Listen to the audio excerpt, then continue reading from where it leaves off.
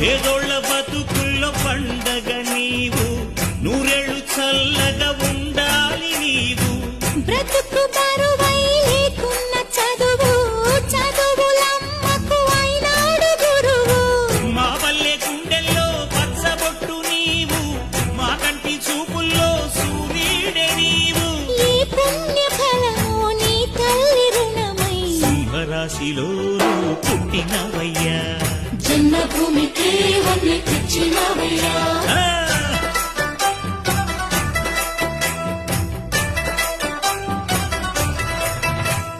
పేదలంటే